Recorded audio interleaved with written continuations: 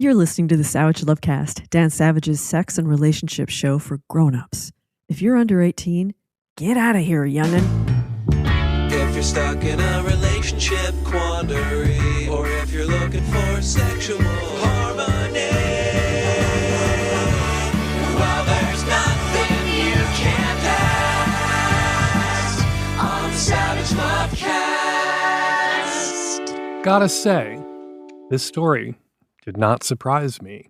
Oklahoma State Superintendent of Public Instruction Ryan Walters is a right-wing conservative Christian nationalist, which is many syllables for fascist, who worships Donald Trump. He's condemned woke teachers. He ordered daily Christian prayers to be broadcast over PA systems in public schools in violation of the Establishment Clause of the U.S. Constitution. And on his orders, every public school in Oklahoma had to put a Bible in every classroom in Oklahoma, but not just any Bible. There was a list of requirements for the Bible schools could purchase with public money, and only one edition of the Bible currently for sale met the criteria, and what a coincidence, it was the Bible Donald Trump is selling. Walters has also attacked LGBT student organizations and gone after trans kids, because of course he has, and he's waged a very public battle against porn. He thinks porn is very bad, very vocal about the evils of pornography.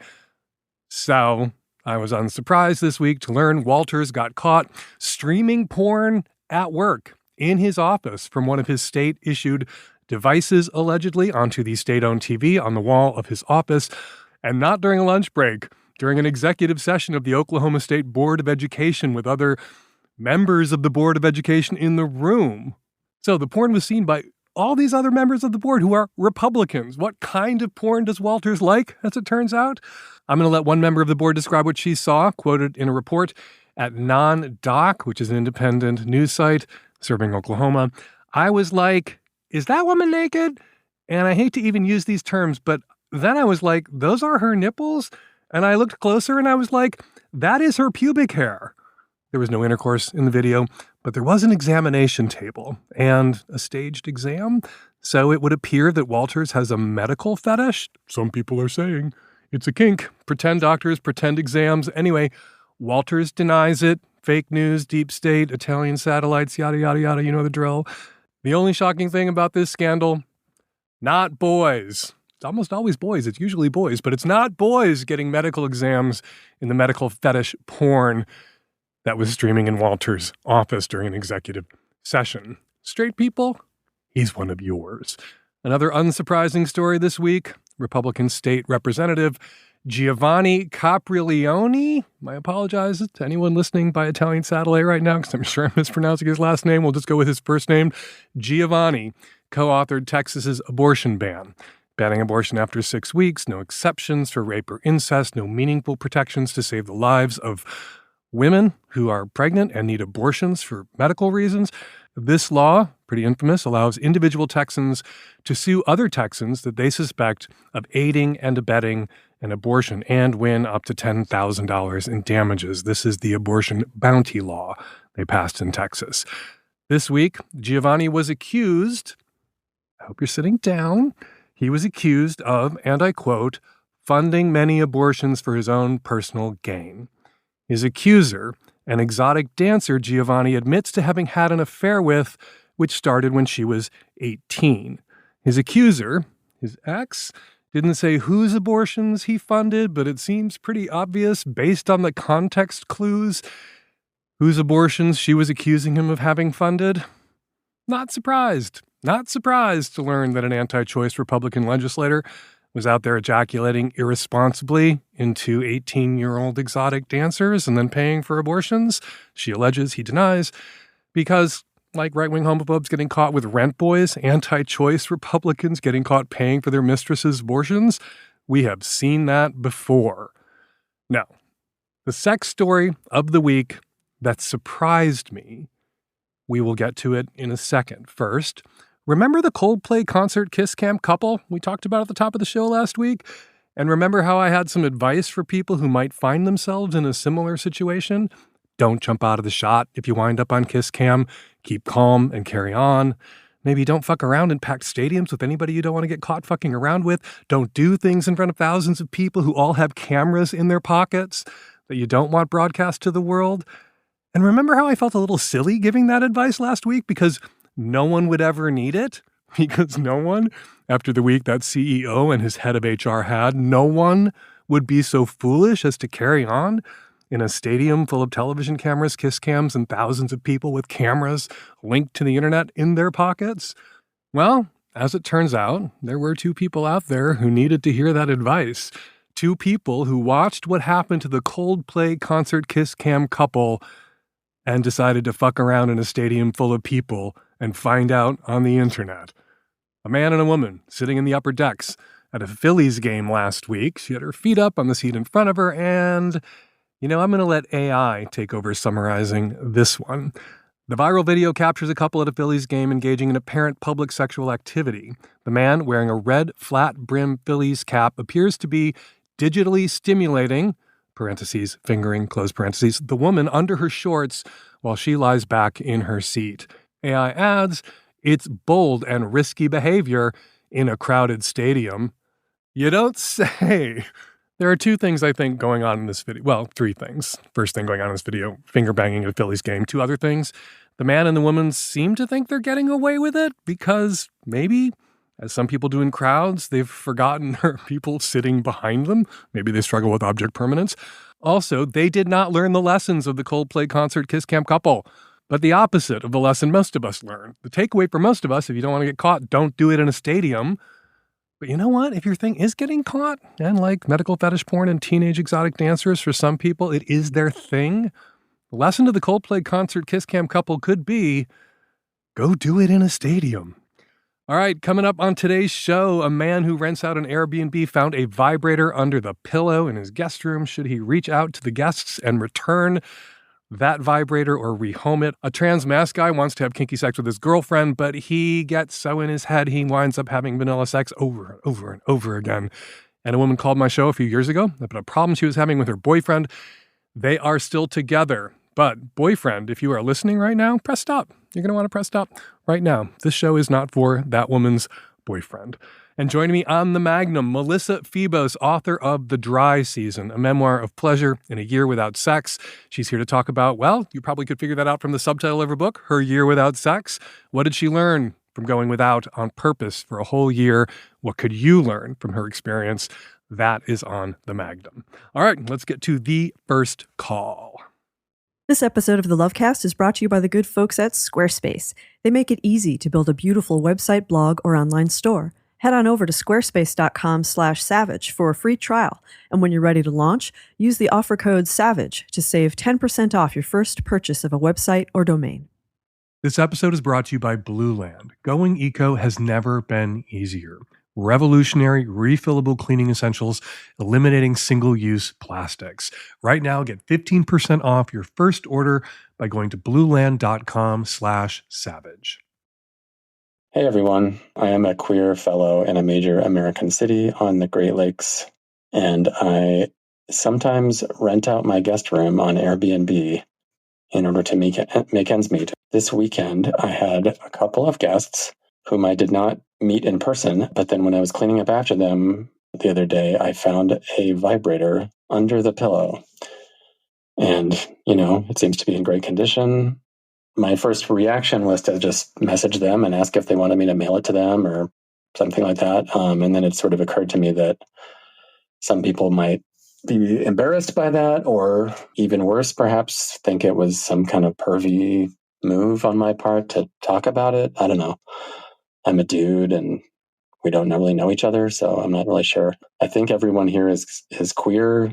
I don't really know that, but it's sort of the vibe I got. So I feel a little bit, vaguely aligned with them in that way and friendly, but of course I don't want to embarrass them. The reviews are in, so everyone has already given each other 5-star reviews. It doesn't seem to be a very fancy toy. It's kind of cheapo looking, but I know sometimes people's favorite sex toys are not the fancy ones. They're just the ones they like the best. And especially if it's like sometimes a weird one might be valuable and irreplaceable just because they don't make it anymore. So, it's possible that this is like a special item that they would really love back, and they're too embarrassed to message me about it. And I'd like to model, a world where it's no big deal to tell people they left a vibrator behind and mail it to them if they want to. But also, I don't need to do that. And I thought I would just put it up to you and to your community to advise me on this matter. Should I message them? Should I not message them? Should I throw it away? Should I wash it and place it in the drawer of misfit sex toys and trust that someone will come along someday who is a perfect match for it? Please let me know. When you talk about washing this vibrator that your guest left behind and placing it in the drawer of misfit sex toys in the hopes that someone else will come along who might want to adopt it, are you talking about rehoming a misplaced or lost or left behind sex toy? I didn't know that you could do that. I didn't know that that was something that people did. I've never picked up a sex toy at someone's house and had them look at me and coo, oh, yeah, that's a rescue. Look, you have two options here, which is to quietly discard of this sex toy. Don't rehome it. Don't attempt to rehome it. For some reason, to me, that seems a little weird and creepy. The other option is to reach out to these people. Look, the mortifying thing has already happened. They know they left that vibrator behind by accident. They know that you found it when you cleaned the place. So the mortification, already underway. People are already feeling mortified. I can't imagine that they would feel any more mortified than they may already feel if they got a message from you that wasn't, I found your vibrator. Looks like it doesn't look like an expensive one, but it seems pretty, like I checked it out really closely. It seemed clean. No, don't say anything like that. You don't have to be specific at all. All you have to say is, you left something behind. Would you like me to ship it to you? They know what they left behind. If they want to see it again, they will agree to having you ship it to them. If they deny having left something behind, or they tell you, oh no, that's fine, don't worry about it, that means, well, I think that means the landfill for that sex toy. It doesn't mean cleaning it and putting it in the no-kill sex toy shelter where somebody, your drawer of misplaced sex toys, where someone will come along and adopt it. Send the email. You're already in contact with them. You've chatted back and forth. Just send a quick text. No specifics. Left something behind. No problem. I can pop it in the mail or I can discard it. And then you'll hear back from them whether they want that sex toy. And you're right. Sometimes a cheap sex toy is a beloved sex toy and a hard to replace sex toy. There are some cheap sex toys that people have that they no longer make. They've been discontinued. They couldn't get it again. It is a cheap but irreplaceable. There's only one way to find out if this is one of those sex toys for this couple, and that's to send that vague, non-specific text message. Hey, Dan, 31-year-old bisexual here. A couple of weeks ago, my boyfriend of 2 years and I took a road trip, and while we were in the car, I suggested we listen to the Savage Lovecast to kill some time. My boyfriend knows that I love the podcast. He actually gifted me a Magnum subscription, but he himself is not a regular listener.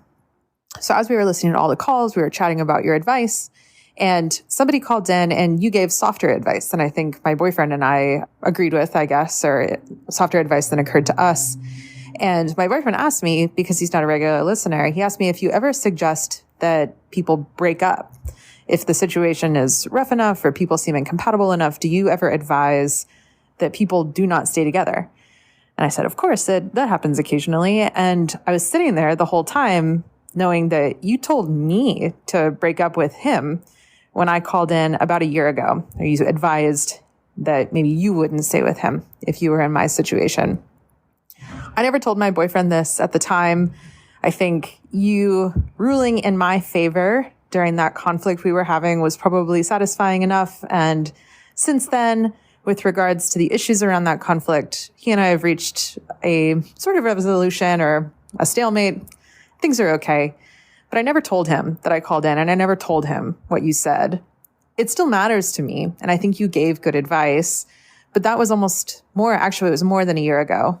And I guess I'm wondering, is it too late to tell him that this happened? Is it kind of past the statute of limitations, or is there some kind of expiration date on when I might disclose to my boyfriend that I called in at a time when we were in a little bit of conflict in our relationship and you had certain advice?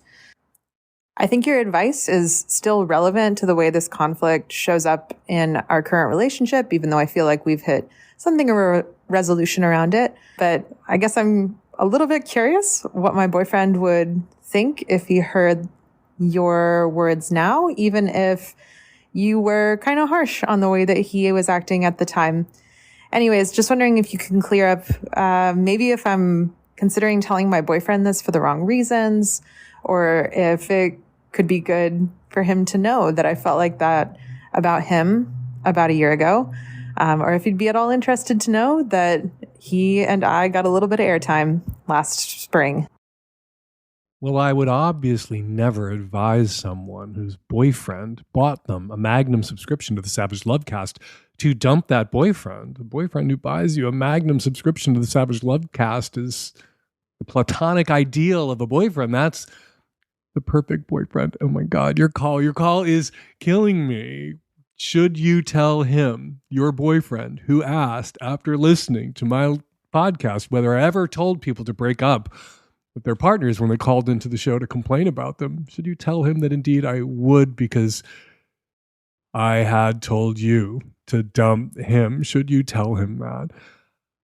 I would rather you didn't, just because it makes me feel super awkward to think about this moment where he's going to feel betrayed by me and maybe won't re-up you for a new Magnum subscription to the Savage Lovecast when your current subscription runs out. You know, I got to think about paying the bills around here. That said, you don't go into details about what the conflict was that you called in about. You'd say that you and your boyfriend have not exactly resolved this conflict, but you've figured out how to manage it in such a way that you're still together and you still want to be together. All right. That is a thing that happens in a lot of relationships. Sometimes, you know, I talk about the price of admission. You're a Magnum sub. You've heard me talk about the price of admission. There are some issues in relationships that can be resolved with some fighting, sometimes even some screaming and yelling, and then some couples counseling and some negotiating. And you can pick the lock and resolve the conflict and unwind that particular conflict in the relationship and move past it, diffuse that bomb. There are other conflicts that no matter how much you talk about them, no matter how much work you do, no matter how many times you go and hash it out with the couple's counselor, it's a conflict that you are never going to resolve. It's one you're going to have to learn to live with, which can mean learning to step around, right? Here is an irresolvable difference, an irreconcilable difference, but we want to stay together, so we have reconciled ourselves to stepping around this landmine instead of jumping up and down on it in the hopes of somehow diffusing it by blowing it up over and over and over again. If you've reached that point about this conflict, that was when you gave me the actual details, something that I thought was end the relationship worthy, something that you should have DTMFA'd him over. All right, great. Then you should stay together. And you'll have this same kind of conflict in future relationships. All relationships involve some conflicts that can never be unwound, that can never be solved for, that can only be lived with. So, should you stay with this guy? Obviously, you did, and that was the right choice. Again, as I've said a million times on the show, it is advice. It is not binding arbitration. You don't have to do what I tell you to do. You just have to think about it, take it into account. Should you stay with him, even though this conflict is still active in your lives? It's still present in your relationship? Yeah, because there's always some conflicts present in relationships. What you realize in time and with work sometimes is that a conflict in your relationship, something that you were arguing about or fighting over that didn't seem a year in like something you could live with, 2 years in, you realize, even though I can't solve this, this is something that I can live with.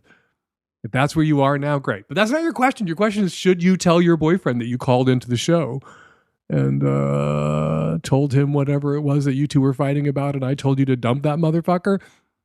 Yeah, don't.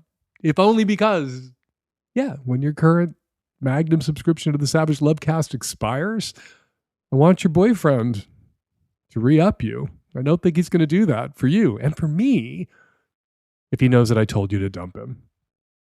This episode is brought to you by Squarespace. It is time to get serious and it is time to get busy. You're going to need a website and it's got to look and work good. Fortunately, Squarespace has got you. Combining 2 decades of industry-leading design experience with cutting-edge AI technology, you can unlock your strongest creative potential. It empowers anyone to build a beautiful, more personalized website tailored to your unique needs and craft a bespoke digital identity to use across your entire online presence. Get started with Squarespace's award-winning designer templates, then customize the look, feel, and features to fit your brand or business. Choose from expertly curated color palettes that can be applied to any template, getting you one step closer to a finished product. Squarespace also has powerful built-in SEO and commerce tools so you can quickly get a site up and running that supports your business. Oh my lordy, there's so much more to yap about with Squarespace. That's why the Hump Film Festival uses it, and my stupid band too. Head on over to squarespace.com for a free trial. And when you're ready to launch, go to squarespace.com/savage and use the offer code SAVAGE to save 10% off your first purchase of a website or domain. That's squarespace.com/savage and use the offer code SAVAGE. Hey, Dan and gang, 37-year-old queer poly lady from the Midwest calling with a question about polyamory.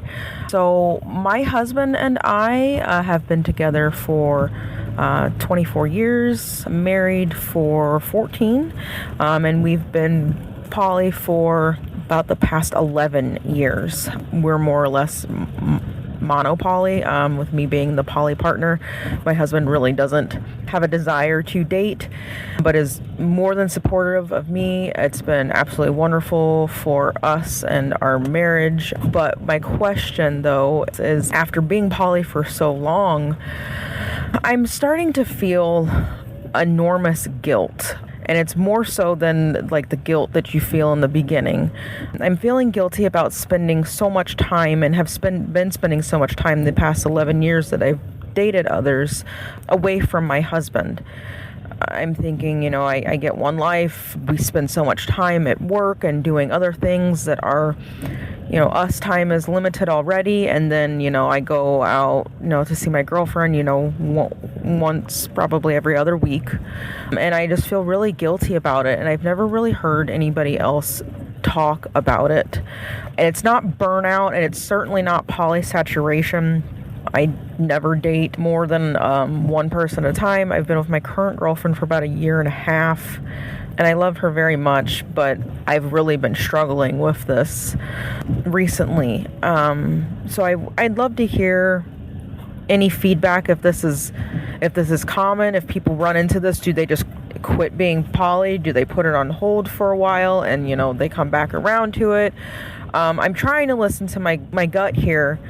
But the hard part is that would mean I'd break up with my girlfriend, and we've been together for a long time, and I want her to be a part of my life. So 11 years ago, you opened your relationship, not just to occasional other sex partners, occasional adventure, but to other relationships. And you've only ever dated one person at a time. You've got a girlfriend. You've been with your girlfriend 1.5 years. You see this girlfriend, spend the night with this girlfriend once a week. And you say that this has been opening the relationship, being poly has been wonderful for us. And when you use us there, you're referring to you and your husband. And it's been wonderful for your marriage. And the next thing out of your mouth is, should we stop? Stop doing this thing that's been wonderful for us and wonderful for our marriage. Why? This is like the opposite of doctor, it hurts when I go like this. And the doctor says, well, don't go like that. I'm like, doctor, it's wonderful when I go like this. What kind of doctor would look at you and say, oh, it's wonderful when you go like this? It's great. You should definitely stop doing that wonderful thing that makes things wonderful when you go like that. I don't know why you're regarding this as a problem. I don't know why you're seeking a problem or making this into a problem, this thing that you say has been good for you, good for your husband, good for your marriage. Doesn't sound like your husband has a problem with you dating other people, with you having another partner. Curious why it's a problem for you, what it is exactly you're feeling guilty about. And I'm going to use a word that I'm stealing from another podcast. Is it sort of internalized mononormativity, where there's some part of you that feels like you ought to feel bad about this because monogamy is the standard and monogamy is what good people do, and you aren't doing monogamy, therefore you're not a good person, and there has to be some problem here with how you've organized your romantic and sexual lives. And it sure doesn't sound like there's a problem here to me. And you don't even mention how your husband feels about this, except sort of inferring, or we can infer that your husband feels positively about this. Almost a one-sided open relationship. You have other partners. He doesn't want other partners. He has you. And if he has you 6 nights a week, maybe that's enough of you for him. You know, there's a lot of studies out there that show that time apart is good. It's stabilizing, that it's healthy for people who are married, people who are in long-term relationships, sometimes to vacation separately, to have other interests, other friends, and to sometimes spend time apart from each other. And that is good for the relationship, for you to still be individuals. Poly people who have other partners spend time away from their primary partners because they're off with their other partners. And that, you know, can be good for the relationship. There isn't a zero-sum game here where your husband is deprived of you and that deprivation somehow necessarily damages your relationship. We know that some built-in deprivation, some time away from your spouse, is actually going to be good for your marriage. And you can spend that time away having a girls' weekend out of town with platonic friends. You can spend that time away going bowling with your friends you like to go bowling with, or he could go fishing with friends he likes to go fishing with.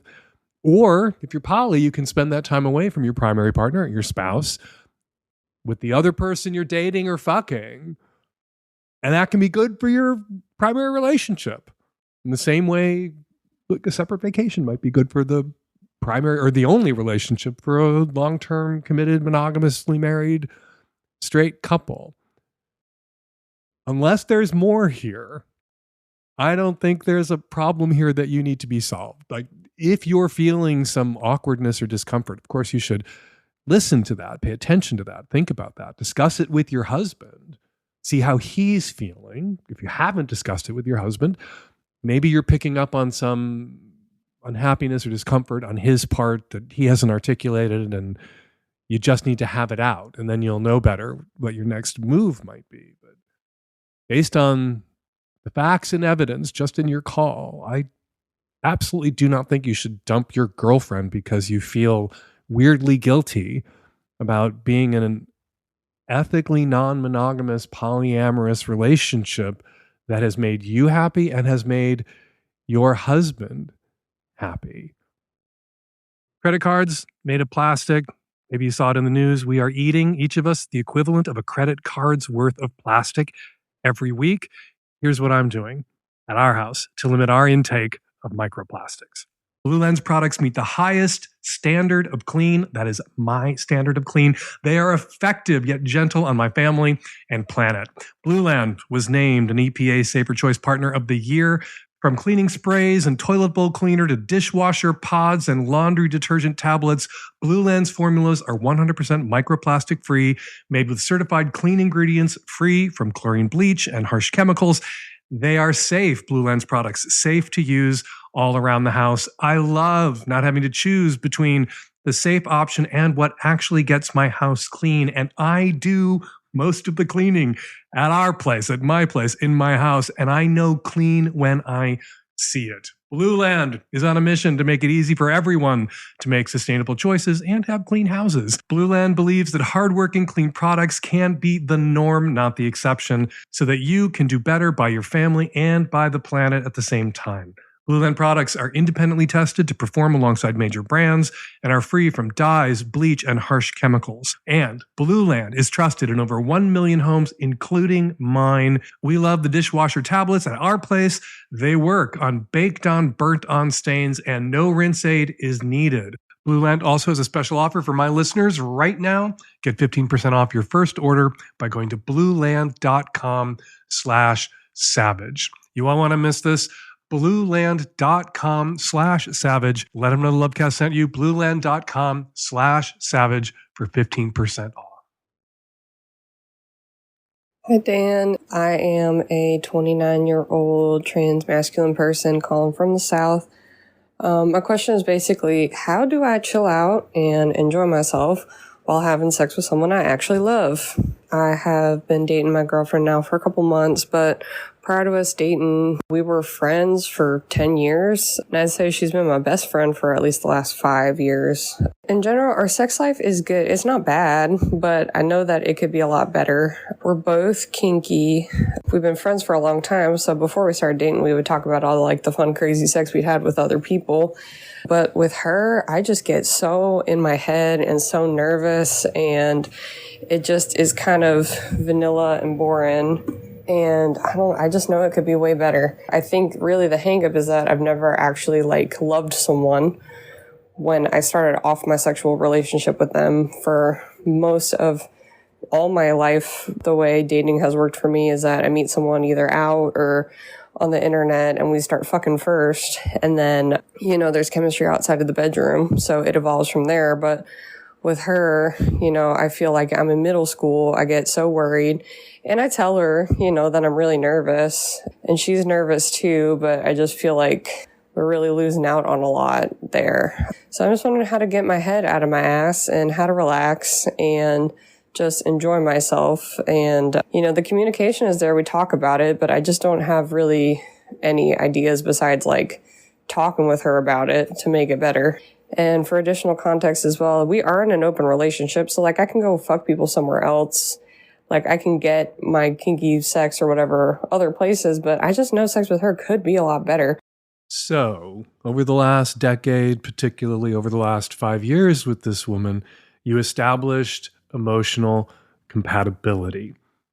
Now you're finding out you may not be sexually compatible, at least where kink is concerned. When you say the sex you have with your girlfriend is vanilla and boring, do you mean it's literally boring you while you're having sex? The sex isn't good, the sex isn't worth it? Or you just mean that in comparison to crazy kinky sex and the stories you used to share with each other when you were not partnered and having crazy kinky sex with other people, that in comparison to kinky sex, the vanilla sex that you're having with your girlfriend that you're enjoying, that makes you feel connected, that in the moment is arousing, by comparison to all that kinky sex, isn't as interesting or crazy or story-worthy, the stories you share with your friends, which is what this woman used to be, about your weekend, to alarm or appall or impress them.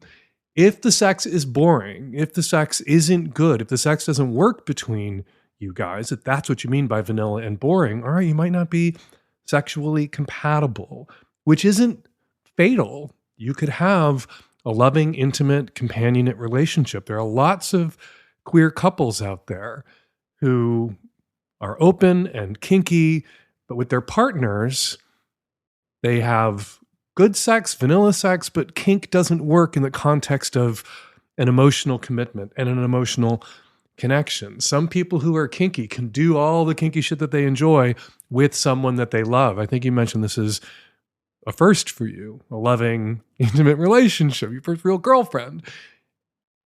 Some people can do the crazy kinky sex with somebody they care about. Other people who are kinky, and maybe you're this kind of kinky person, they need a little bit of distance. They need to not be as seen and known for who they actually are to step into these heightened power exchangey DS roles and really inhabit them. One way you could figure out what's going on here is to have a kinky three-way with your girlfriend. Some people who are kinky and queer and partnered, and kink doesn't quite work when they're alone with their partner. Kink might work often works when they're with their partner and somebody else, because that person, the third, creates that distance between you because you are focused on that person, or you are invested in how that person might perceive your relationship with your girlfriend during play and fantasy play. You and your girlfriend, cops and robbers for grown-ups with your pants off. You can't get into the cops and robbers of it all when it's just the two of you. But if there was a third person there for the play, for the improv, for the cops and robbers of it all, maybe you and your girlfriend could click into those roles, not to please or arouse. Well, I mean, you're still pleasing and arousing each other, but not to perform for each other in a way that feels false, but to perform as a couple for your third in a way that feels grounded and truthful, that allows you to access that kink. But you've only just started dating and become, this person has just become your girlfriend. So give it some time. And if the vanilla sex that you have with your girlfriend is good as vanilla sex, satisfying as vanilla sex, fulfills your needs for vanilla sex, it creates intimacy in your relationship and connection, and you can't do kink with each other, but you're allowed, each of you, to go get your need for kink met elsewhere, that is something that you can make work. I've seen lots of queer kinky couples who are insanely kinky with other people, but really vanilla with each other, and really very much in love, make that work. And you guys could potentially, if that's who you guys are, make that work for you too. But it's too soon to give up. It's too soon to give up on figuring out a way maybe that you and your new girlfriend can get to kink together, enjoy kink together in a way that feels true and truthful and authentic about your relationship and your connection. But it's probably going to look different than the ways in which you've explored and continue to enjoy kink with people you, I hope, care about, are still considerate of, but aren't as intimate with, don't know as well as you know your girlfriend. Good luck. All right, time for listener feedback. First up, a few of the comments listeners left in the comment threads about last week's show at savage.love. Says KK, Dan, and the caller upset he can't get a straightforward no from women. I am guilty of this as a woman. It's not exactly fear, but a lifetime of being taught to ignore my own desires and make other people happy. Please read Melissa Febos' essay, published in her book Girlhood, also available in the New York Times. It's not just fear, it's also a lifetime of turning off awareness of what we want. Google Melissa Febos and Cuddle Party. Thank you, KK, for directing us to Melissa Febos' essay in the New York Times. Melissa Febos was already obviously on our radar, seeing as she is this week's guest on the Savage Lovecast. We are very pro Melissa Febos around here. Says Andrew, I would have gone with a simple answer to the consensual non-consent conundrum, which the caller kind of floats. Give him the Ambien, tell him you can't wait for all the naughty things you're going to do when he's zonked, then don't do any of those things, but let him believe you did. Bonus points, leave some mystery clues around the room where he wakes up. If he asks what happened while he was asleep, tell him that he promised not to ask. Says Delta 35, regarding the cyber brothel, the woman dolls all have breast implant-sized breasts, but the one male doll has a 15-centimeter feature, a modest 5.9 inches. How did Dan not remark on the unfairness? And 69 euros for 250 milliliters of pee? Oh my God, not a bargain. Are there very low volume of liquid golden showers infused with actual gold dust? This means at the last male piss party I went to, this is still Delta 35 talking, not me. This means at the last male piss party I went to, I got thousands of euros worth of piss on me for the $35 entry fee. A bargain. I agree, a bargain. Also, Delta, why I didn't know that 15 centimeters adds up to a modest 5.9 inches. I am an American. We don't know what anything adds up to in the metric system. And finally, I got some listener feedback directly on the street in Glasgow. I wanted to say hey to Jillian, who's a listener in Glasgow, who came up to me outside the train station to say how much she loves the show. Thank you, Jillian, for the compliments, and thank you, Jillian, for being a listener. All right, for more listener comments and to leave a written comment yourself, go to savage.love, click on the latest Lovecast or column or struggle session, scroll down to the bottom, and join the convo. And now, one very thoughtful comment left on our answering machine from one listener about last week's intro to the Savage Lovecast. Dan, when discussing the Coldplay couple, you made the important point. The snowflake never feels responsible for the avalanche that they've been part of. But having unfortunately been an object of a widespread public humiliation myself, I think there are 4 points that the listeners need to know about to see how maybe they can stop being a snowflake in these avalanches. First, how would you feel if the worst thing you've ever done in your life was told to millions and tens of millions and hundreds of millions of people by the person who dislikes you the most? If you think of it that way, you might want to be a little bit more careful about clicking on these stories. The second is, think of the slut-shaming and verbal violence and possibly physical violence that is specifically being directed at the woman involved in the Coldplay couple. We know that there's going to be a lot directed at the man, but we also know it's going to be disproportionately impacting her as well. Is that something we really want to unleash into this world, given how much violence there is already against women? Third, this story may leave your brain in a few weeks, but it will live with these people forever. This is the digital equivalent of the Scarlet Letter. They now have that A branded on them forever. Anytime they're introduced to somebody or they try to get a job, they'll be instantly recognized with a Google search, and it will come back over and over again. Do we really all want to be responsible for having a Scarlet A on ourselves if we ever are cheated on or cheating on somebody? And finally, if none of that stops you and you still think of yourself as an avenger of social justice by calling the Coldplay couple to task, think about whether the publicity you have created, both now and forever, is something that the actual victims in this story would have wanted. And I'm referring to the spouses and the children in these families. Sure, they would probably want to have known about the affair, but they would have wanted to deal with it inside their families.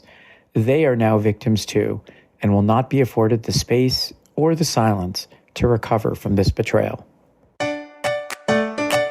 And we are going to leave it there. Got a question for me? Go to savage.love/askdan to record and upload your question directly onto our website, or you can make a voice memo on your very own phone and email us your question or your comment to q@savage.love, or you can call us 206-302-2064 and leave us a message on our answering machine. Only 2 days left to grab your early bird discount tickets for Hump 2025 Fall Tour. Tickets are on sale now for appearances, for screenings in more than 40 cities in the United States and Europe and Canada. Catch the all-new 2025 fall lineup. Prices go up August 1st, so get your tickets now in the next 2 days at humpfilmfest.com to get the discount. And if you look at the news every day and you think, fuck this shit, say it with your whole chest with one of our Fuck This Shit shirts, now available in all sizes. Check them out at savage.love/shop. Follow me at Blue Sky at Dan Savage. Follow me on Instagram and Threads at Dan Savage. Follow Melissa Febos on Blue Sky and Instagram at Melissa Febos. Febos is spelled F-E-B-O-S. And check out our website for more information about her work and her books, melissafebos.com. The Savage Lovecast is produced every week by Nancy Hartunian and me and Nancy and the tech-savvy at-risk youth. We'll all be back at you next week on an installment of the Savage Lovecast. Thank you for